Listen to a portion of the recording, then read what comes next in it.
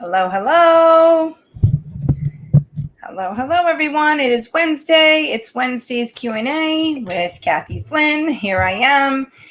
Ooh, it's a balmy, hot 86 degrees here in New York today. And summer is here for sure, even though it's not summer yet. Unofficially, it is here. We started with pretty hot weather the week before Memorial Day weekend, I'm pretty sure it was. And so we've had some hot days on and off since then. So it's been hot. It's actually very hot in this room right now because this room is not air conditioned. So anyway, hello. I am Kathy Flynn. I am coming to you live for Wednesday's Q&A. I am coming to you live from the autism community, as well as Autistic and Thriving Facebook group, Autistic and Thriving Facebook page, and the Autistic and Thriving YouTube channel. So we're on StreamYard for 4 channels. We go live every Wednesday at 5 p.m. Eastern Standard Time. And I'm here as an expert on autism. I've worked in the field for the last 13 years, and I've worked in a couple different settings, early intervention work with babies up to the age of 3. The youngest baby I worked with was 16 months. I've also done, that's early intervention. I've also done preschool special ed in preschools, as well as daycare centers, as well as homes. And I've worked with elementary age students in a 6:1:1 ratio, which is the lowest ratio of students in a class with a teacher and paras. And this is usually for the most emergent students who need the most academic intervention. And that includes a whole gamut of things. We work on daily living skills, communication, and sensory integration, and the academic support. Most of my students are working on toddler and preschool level skills, even at 8, 9, and 10 years old. And we work on communication, functional communication every day, most of the day, because all of my students this year are nonverbal, and so they need a backup mode of communication to request and to label. So some of them are on an AAC device, and I have one child on a PECS system, picture exchange communication. So she uses pictures to request what she wants. What? I don't know what you're saying. Yes. Okay. I have one person watching. Let me know who you are, where you're coming in from the autism community. I'm assuming it's Marissa. She joins me every week. She's one of my biggest fans. Hi, Marissa. I think that's you watching. You were just asking me if I was going live. So let me know how you're doing this week and how things are going. Oh, I didn't even realize I had these extra messages over here. Okay, sorry. I was checking my messages for a moment. And I will go into the Facebook community on my phone so that I can see who's coming in, because StreamYard doesn't tell me who's here. And when your comments come up, sometimes I don't see your name. So let me just turn this all the way down and go into the autism community. And there I am. Oh, hi, Marissa. There she is. Hi. So my little guy is starting to throw things when he is angry. Oh, no. Okay. Marissa, how old is your little guy again? I think you said he's 5. I actually have a thrower in my class this year. He's going to be turning, actually, he's already 10. He turned 10 in April. And he's been communicating a lot with aggression. So when he gets upset, he also throws objects, whatever he has closest to him. Usually it's his shoes. Let me know what your little guy is throwing and when he's throwing. So you said when he's angry, what makes him angry? So, I kind of need to pinpoint the behavior.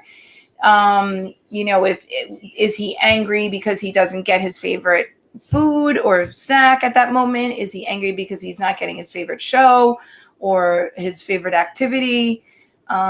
Is he angry because he's not getting enough of your attention? Like, there's different functions of behavior. So we need to kind of pinpoint if there's a pattern of when he gets angry, so that I can kind of help you a little bit further on exactly what strategy you should do to decrease the throwing behavior. So let's see. Anything he has by him. Toys the most when I tell him no about anything. So he'll throw toys or anything he has near him when you are telling him no. Okay. Is the no referring to something he cannot have at that moment, or an activity that he can't do at that moment? Tell me why you're saying no to him, because that'll tell me specifically the function. He's probably frustrated. He doesn't like to hear the word no. That's probably because he's looking for a tangible. He's looking for a tangible item, whether it's a specific toy. I'm just wondering why and when you do feel the need to say no. Like, is it something that it's not safe for him at that moment? Or, try to be a little bit more specific on when you say no to him. Because, if it's something dangerous, like let's say he's climbing and, you don't want him to climb. So you tell him no, and he wants to climb. So, but of course, climbing is not safe for him. I think we talked about climbing the other day, right? Actually, was that you or is that somebody else? So he can't have access to something that's not safe. He's going to have to accept no. But I can give you a little tips on the Accepting No program. There's an actual program called Accepting No that teaches our kiddos to accept the word no when they cannot have something, when something's not available to them, or when something's not safe and is not available at all. Maybe sometimes some of the things they can get a little bit later, or sometimes they have to wait, so they'll have to wait until later or tomorrow. And some of them don't like to wait, or they don't understand how to wait. They want something immediately. Let's see. Yes, or when I tell him he is being too loud, and has to come down a little, or when it's time for bed. Oh boy. Well, bedtime is, that's something else. You want to develop a good bedtime routine. Bedtime is bedtime, and that's it. I would try to put him to bed around the same time every day. You probably do that just for routine purposes. But, as far as bedtime goes, you can always really set up a really good routine that kind of is the same thing every day, where, you, whatever it is, you take a bath, you get pajamas on, you read a story, and, he goes into his bed, whatever the couple of steps are before bedtime will prep him, oh, okay, it's getting ready for bedtime. Like, if it's the same routine every night, or as close to that same routine as you can get, just because, of course, sometimes you're going to be out or, at a special event or something like that. And it can be the same exact routine every single night, but you could try to make it as close as possible, because that will help register in his head, it's time for bed, and you can say to him, okay, let's start the bedtime routine. And then it's systematic and it's predictable. And he can maybe make some choices during that bedtime routine. He gets to choose the pajamas. He gets to choose the favorite story. He gets to choose the toy in the bath, whatever it is, so that he kind of welcomes these things that, I'm just making up some examples, but, he needs to maybe have a little bit of control over the routine so that he looks forward to it and it becomes like a part of his everyday. Some things he definitely does not have, a choice with. Bedtime is not a choice. So, when he's being too loud and he has to calm down, he probably doesn't understand being too loud. When you ask him to calm down, he probably doesn't really maybe get what that actually looks like or what it sounds like, because he sounds like he'll get a little impulsive and probably just get kind of loud. Most kiddos don't really understand, you could talk to him about what quiet means. Oh, look, this is a quiet voice. Let's talk quietly like this, and you can model that for him. Vocally imitate, like, we're going to talk in a quiet voice now. Let's play the quiet game and make it fun for him so that he doesn't feel like, oh, you're shutting him down. You can make it, strategic like that. But if you're telling him no to something else, like if let's say he wants a cookie and you don't have any more cookies, that's when you would do the accepting no program. No, you can't have a cookie, but you can have chips or a cracker. Which one? So you offer 2 other choices that are doable. If you want to say no to something that's not doable, something that might be his favorite, but he can't have that maybe you're out of cookies, or he just had too many for the day and you want to limit them.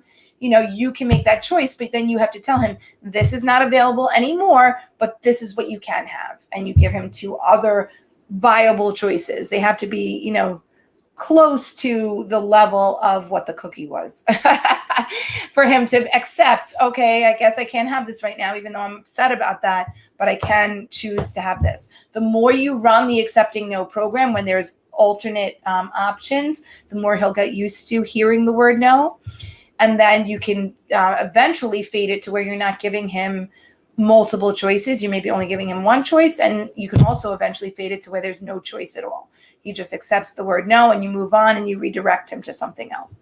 But typically, the accepting no program is run when it's a tangible item that he wants and that he can no longer have. It's not usually done for like being more quiet or bedtime, because there really are no other alternatives in that case. So usually the accepting no program is only done with a tangible item that he would want at that moment. Basically, anytime he doesn't get his way. Okay, watch your head. A toy will fly. Oh, boy. All right, so it's really important that he gets what he wants at certain times and that he learns to accept when he doesn't get his way. Keep him really active. Make sure that he's allowed to make choices during his day. But, of course, he's not going to be in full control. And you know that. And he's starting to understand that. And that's what's making him angry. He sounds like he's very strong-willed. And so, it's going to be kind of tough to, kind of wake him up to reality that he's not always going to get his way. He's not always going to get what he wants. He's going to have to go to school when he doesn't want to. He's going to have to go to the store when he doesn't want to, or to a special event when he doesn't want to. Most of our kiddos just want to hang out and be on YouTube all day, right? But that's not reality. That's not a normal schedule. So, they have to be kind of pulled from their, stimming and behaviors and what they want to do to what is in your schedule. And that's reality. But basically he's not doing it for attention. He's not throwing things for attention. He's throwing things for frustration. He's throwing things because he wants his way, right? He wants to do his activity, or he wants his tangible. This pretty much is not like a tangible situation. It's more of an activity situation, right? He doesn't want to stop playing to go to bed, or he doesn't want to stop being loud because he likes, to be loud and to be impulsive and to jump around. And maybe that's too much, So you can show him what quiet play looks like. Right now it's time for quiet play. This, let me sit with you. Let me show you, model what that looks like, and make it really fun for him. Maybe he has to do this really quiet game and he has to stay really quiet, and it's like a little contest or something like that. Try to make it strategic so that he doesn't feel like he's being always told, stop doing that, and you need to do this right now, and this is time for this. Kiddos that are very strong-willed and kind of want to do their own thing need to follow directions. They need to follow the compliance. And so, let's say you say to him, okay, it's time to be more quiet. Let's go to the table. If he complies with you and starts to go to the table, even if he's like,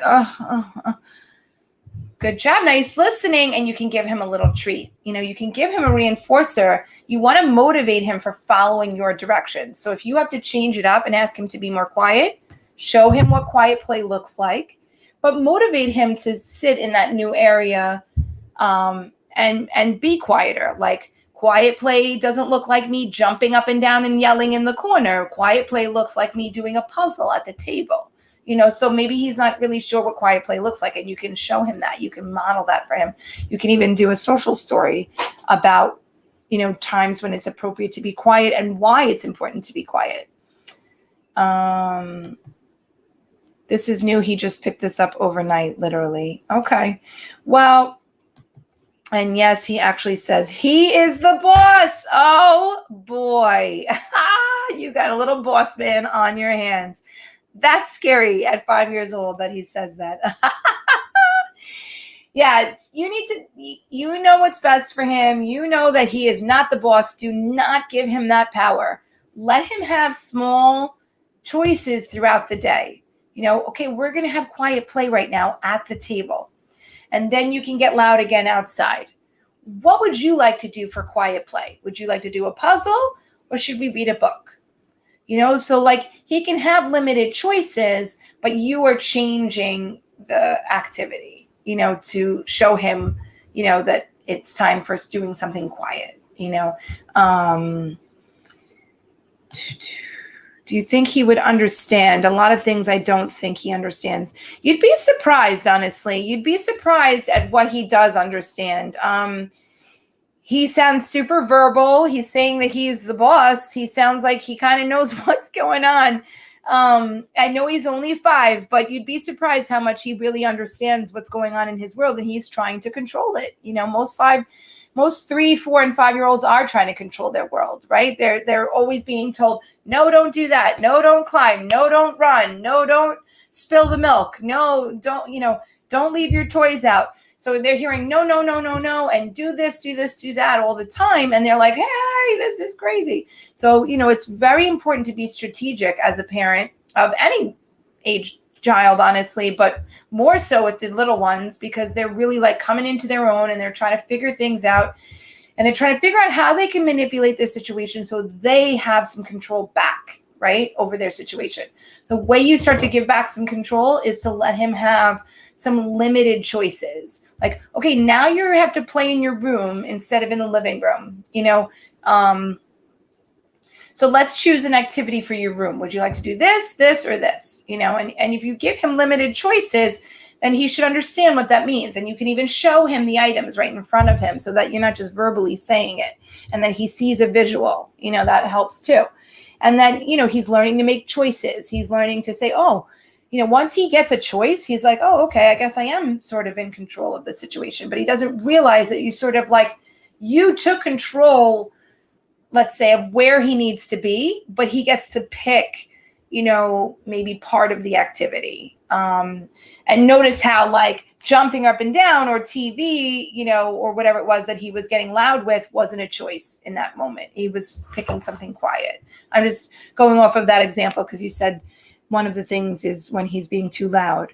Yeah, so honestly, I think he understands more than you probably imagine that he does. He's not a little adult, so definitely do not talk to him like a little adult, but do talk to him like a person who needs respect and needs choices. He needs to feel a little bit more in control of his world. He's trying to find that control by ruling everything and saying he's the boss. You need to, you don't want to have this battle with him. No, you're not the boss. I'm the boss. You don't want to even get into that. You want to just show him how to follow your directions and be compliant with you and reward him every time he does follow. Mommy needs you to go pick up your shoes. Let's just say that as an example. If he says, no, I'm the boss, I pick up my shoes when I want to, or he probably doesn't say that, but if he ignores you, look, I have a cookie for you, go pick up your shoes, and it could be a bite-sized piece of cookie. I use cookies all the time as an example, but it doesn't have to be a cookie. It could be anything he likes, a piece of a chip, piece of a biscuit, who knows? Whatever he likes, but you're rewarding him for following a simple direction. Once he understands what quiet play looks like and you run it a few times, it's time to be quiet. Let's go sit at the table. Look, let's take out a puzzle. Once you've done that like a whole bunch of times, he'll start to understand what quiet play looks like. And if he starts to comply and listen to you, then great job coming to the table for quiet play. Here's an apple, or here's, some of your chocolate milk, or here's, whatever. You're going to reward him with something he likes. It could be a favorite activity. It could be a favorite snack. It's called reinforcement. You always don't forget at all about reinforcement. Reinforcement goes a long way. It motivates our kiddos to listen to us as the parent, as the teacher, as the therapist. You know, they don't want to listen to us. They want to do their own thing. How do we get our kiddos to sit at the table and actually do work in school? We don't force them to do work all day, but we do get them to come back to the table and do all kinds of work, you know, outside of breaks. And we have to take them off of their very reinforcing break and bring them back to work and transition them on and off throughout the day. And they get used to that routine. They get used to saying, okay, I have to do what my teacher's saying right now. And then I get to go choose this, you know? So you can say to him, right now it's time for quiet play at the table. And then you get to go run around outside and be loud, you know, or then we can go put on your favorite song and dance and be crazy, you know? So that he understands the difference and he understands, you know, and you can model all of that for him, show him what it looks like. You know, this is me being quiet. Can you try it? You know, so model that for him.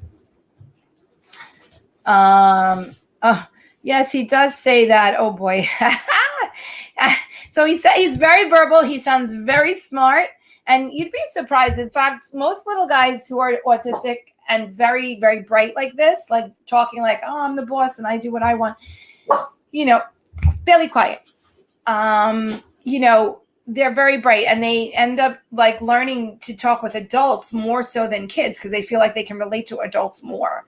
And yes, you can start to talk to him, you know, kind of imagine that he does understand, but always give him visuals. Always be the model of the behavior so that he sees exactly what it looks like. Let's see. He will finish his drink and tell me to get up and throw it in the trash because he has arthritis. What? LOL. Holy moly. That is so funny. How does he know about arthritis? Oh, that's hilarious. Marissa, he sounds like one smart little cookie. You don't think he understands about quiet play, but he's talking about arthritis. He must know someone with arthritis maybe, and he's using an excuse like that appropriately, a little bit appropriately, but you know, of course, obviously it's not appropriate at that moment, but like he's using the term arthritis in the right frame of mind. So he understands, I think, a little bit about what arthritis means. That's hilarious. No, yes. So don't follow his directions. If he gives you a direction or a command like that and you throw his stuff away for him, oof, don't do that, because then he's going to be like, oh, mom, listen to me. I gave her an order and she listened to me. I can boss mom around. No, do not give him that luxury. Do not give him that power at all. Like I said, limited choices, but he has to start being responsible. You tell him to throw away. No. Bailey, no. You tell him, you know,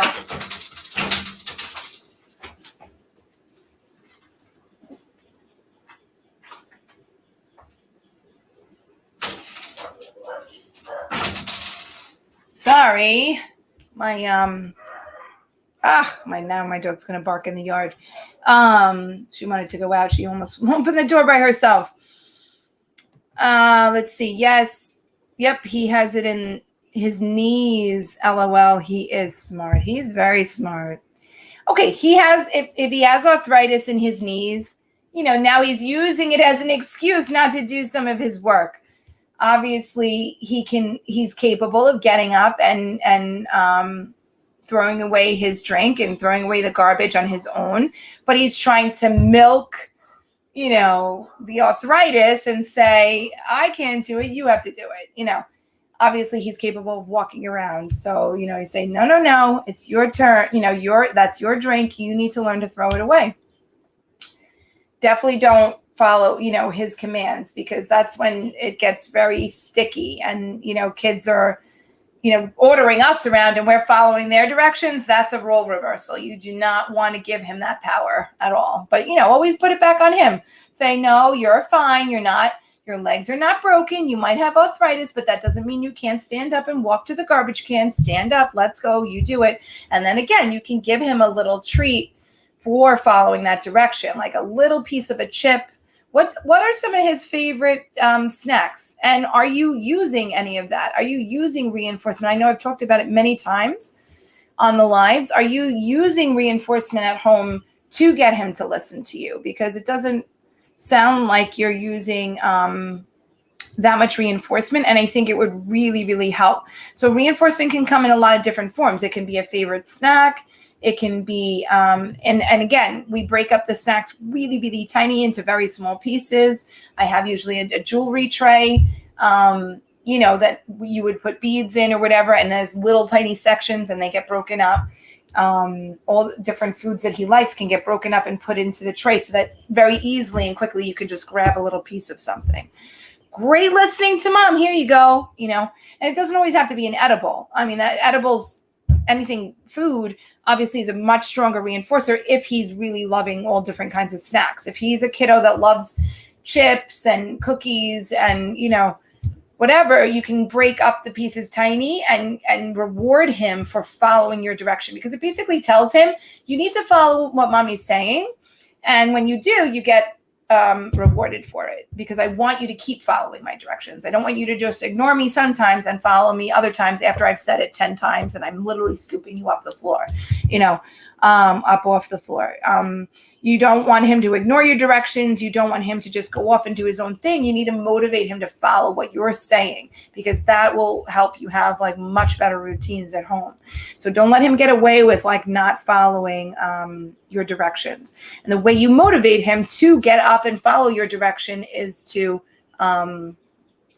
reward him. So it could be like a hug if he loves hugs. It could be, him getting a chance to jump around like a bunny rabbit. It could be him, I don't know. I think we talked about the fact that he's a little sensory. Oh my God. He doesn't have it in his knees. His grandma does. And he picked it up. That is so funny. I figured he wouldn't have arthritis yet. He's so little. But you never know. And so he's taking on his grandma's ailment so that he doesn't have to get up out of his chair. That's hilarious. That is a very smart, intuitive thing to do. So, he definitely is a lot smarter than he looks, and than he probably is for his age even. He's very aware of what's going on around him. He typically plays all day with himself. He doesn't like to play with me or others. He likes goldfish. I haven't used food as a reward. I will try that. Yeah, absolutely. I have a kiddo in class right now who loves goldfish, and he's asking for it all day long. So we have to kind of say, oh, no, goldfish is not available right now, but you can have this. We have to do the accepting no program for him, because he will literally ask for it all day long and be full of a belly full of goldfish if we said yes to him at every moment. So that's something he can request too. He can request the goldfish and you usually give it to him, but he doesn't have to request. In these instances, you would say, oh, I need you, to clean up your toys. It's time to do this, and give him a fair warning. Like if he's liking to play by himself and he doesn't want to transition, you can say to him, okay, 5 more minutes of play. And then, it's time to clean up. And you're kind of forewarning him. And then, basically, once it is time for him to clean up, he should get a reward for cleaning up. So he can get a couple of pieces of goldfish for cleaning up. Look, I have goldfish for you. Let's clean up. First clean up, then you can get some goldfish, and you can even give him a few pieces, because maybe it's a big cleanup job, or if it's just a quick little cleanup, you can give him one. In the beginning, you can give him a few pieces, and then you can slowly trail it off. Goldfish is easy. You don't break up goldfish because they're so small, and they'll crack up into tiny, tiny pieces because they make crumbs. So you would just give him one full goldfish at a time. And I don't think they sell mini goldfish, but they obviously have all different flavors. So that's great too, because even if he gets sick of one flavor, you can get, flavor blasted goldfish or pizza goldfish or whatever. Pretzel goldfish. There's all different flavors. Yeah, so I think I felt that question coming. Is it normal for him to not want to play with me? It's not normal for a typical child But it is normal for an autistic child. Most children on the spectrum want to play by themselves. They want to do their own thing. They don't know how to interact with other people, with other peers, or with adults. They don't know how to have a social interaction. And so it's work for them. It's like it's a demand for them. It's also maybe that they, don't like to look at people. They don't feel comfortable. They just kind of want to like run their own thing and do their own thing. So you're going to slowly invite him into, or honestly, you're not going to invite him into your play. You're going to slowly invite yourself into his play. So let's say he's playing with trucks and cars, and you're going to come up with a car next to him, and you're going to say, oh, look, you have the blue car. I have the red car. Wow, look, the cars can go next to each other. Oh, maybe they can even have a race. You could start narrating some of the play and make it exciting and make it fun for him. Or kind of mimic what he's doing. Follow his lead. See how he's playing with the cars and see what kind of story you can make up with your car and how the cars can become this nice involved play situation. Do that a little bit at a time. Sure enough, he's going to start to feel more comfortable the more you do it. Right now, he's going to push you away. But you want to make it inviting for him to have you be there, to have you be a part of the play, to have you make it more exciting. And again, follow his lead because he's already doing this whole thing with his toys. So you want to kind of follow what he's doing, and not make it new or different and try to change the play, but just kind of like add to what he's already doing so that he's saying, oh, hey, I didn't think of that. That's a good idea. Maybe let's try it. Make it fun, maybe make it exciting. You know what he likes. Add into things that he likes. One of the other things that you can do is to, let's say, I'm just going to say he loves Legos, let's say, and he's got all these blocks, all these Legos. You could buy, let's say, a brand new set of Legos. And, it doesn't have to be expensive, whatever. It could be a small little set. And you could say, hey, look what I got. I got brand new Legos today. But you don't let him just run off with the Legos by himself. You say, Mommy would like to play the Legos with you, and you're the giver now. You're the giver of the Legos. You have them in your hand. They're not his toy yet. You're going to invite him to sit down and do the Legos with you.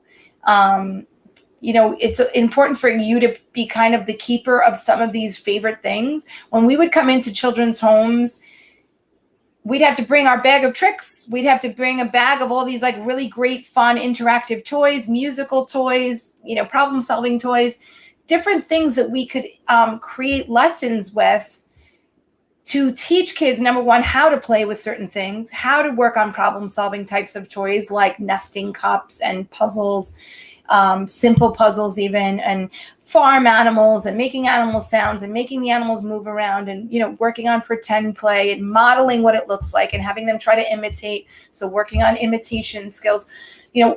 I learned how to create all these, really cool lessons with toys, honestly, making it fun. The child doesn't even realize they're doing work. They're kind of all of a sudden, you're now sitting next to him for 10, 15 minutes and he didn't realize it because you made whatever he was playing with more exciting or more involved. Maybe you can come home with one of his some really cool putty or slime or something like that. And,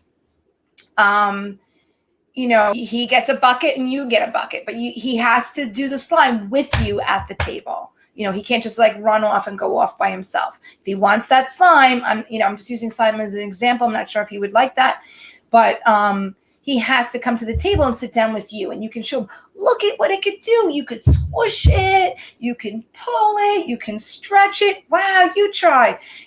Make things exciting. Make the play more welcoming and inviting because you're a part of it. And bring in things that he likes. That'll help him start to want to sit with you and want to be with you. And as he's playing, great job sitting with Mommy. Here's a goldfish. I love that you sat and played with me today. That makes me feel so good. Let's have a hug. Here's another goldfish.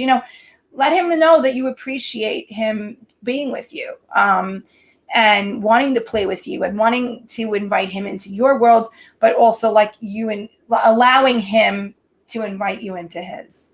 Does that make sense? I hope it does. Marissa, I'm so sorry. I really have to run. My son has his very last baseball game tonight, and I want to make sure I'm not running late for his game. You're exactly right. He tells me I am not allowed in his play group. Yeah. Guess what? You're the mom. You're allowed. But, again, be strategic. Don't just say to him, I'm your mom. I'm allowed. Like make it, strategic so he doesn't really feel like you're encroaching on his space. And also just give him a few minutes at a time. Like don't turn his play into you sitting with him for an hour. Start with a couple of minutes, kind of peer over and see what he's doing. See, kind of mimic what he's doing and see if you can jump into his play for a few minutes. And then he might be like, what are you doing? But like, if you're doing what he's doing, then he might be like, oh, okay, this is actually kind of more fun when mom's doing what I'm doing, and then you can let him be, let him have more of a break then. And you go off and do your thing. And then kind of maybe come back over and peer on him again and kind of be involved in his play again for a few more minutes. So definitely try those things. Try using Goldfish to get him to follow directions. Try to have a good bedtime routine that involves some fun things that he likes so that bedtime is more inviting for him and not such a chore or not such a thing that he's resisting. Model what quiet play looks like so he understands what it means to be quieter and to be less impulsive. And then slowly start encroaching on his play by bringing in some things that he likes at the table, in different positions, in different, ways where you can kind of like, slowly get him used to you being there and playing with him. All right. So you're welcome very much, Marissa. So glad you came on again. Thank you so much. I don't know who else jumped into the community. I'm into the live, but I have to run. I apologize. I will see you guys next week. Happy Wednesday.